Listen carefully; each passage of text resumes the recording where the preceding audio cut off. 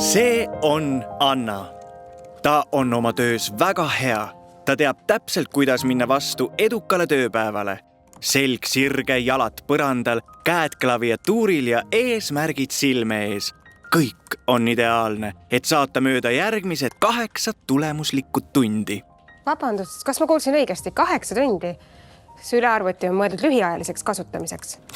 Sa oled mingi spetsialist? Just, füsioterapeut. Kui töötada arvutiga, tuleb kasutada eraldi ekraani, klaviatuuri ja ergonoomilist hiirt.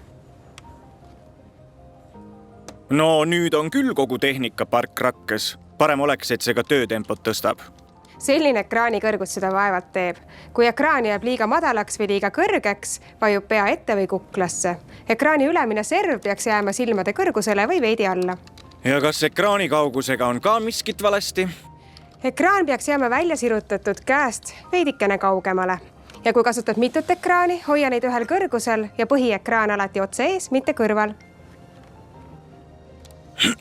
Nii, kuhu me jäime?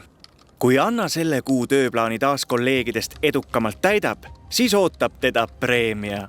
Veel viimased pingutused, et aruanne saaks õigeks ajaks valmis ja et kõik... Oluline on ka meeles pidada, et isegi kõige õigem asend muutub kehale koormavaks, kui seda pikalt hoida. Lihased väsivad, vereringe aeglustub ja keha muutub kangeks. Nii et ideaalne istumise asend polegi tegelikult ideaalne. Täpselt. Oluline on asendit regulaarselt vahetada ja teha liikumispausi iga 30 minuti järel.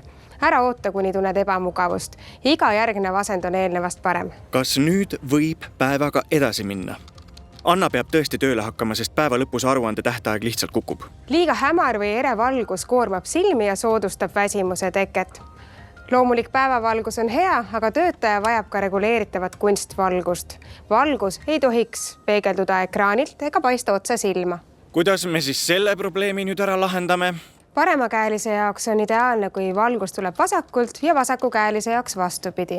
Nii väldid varjude tekkimist töölauale. No proovime siis uuesti. Aga nüüd küll enam pilku ekraanilt tõsta ei saa, kell tiksub. Tegelikult vajavad ka silmad liikumist. Tõsta pilk aeg-ajalt ekraanilt ja tee liikumispaus iga poole tunni järel, et umbes 10% tööajast oleks ekraanivaba. Nüüd vaatame juba keset tööpäeva lihtsalt kaugusesse. Tundub, et sellel kuul peab Anna preemiast suu puhtaks pühkima.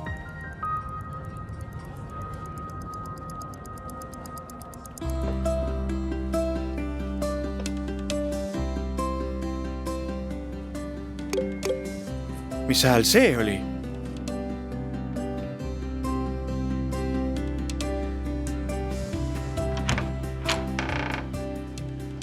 Nagu näha, siis tervist toetav töökoht ei paranda ainult enesetunnet, vaid ka töötulemusi.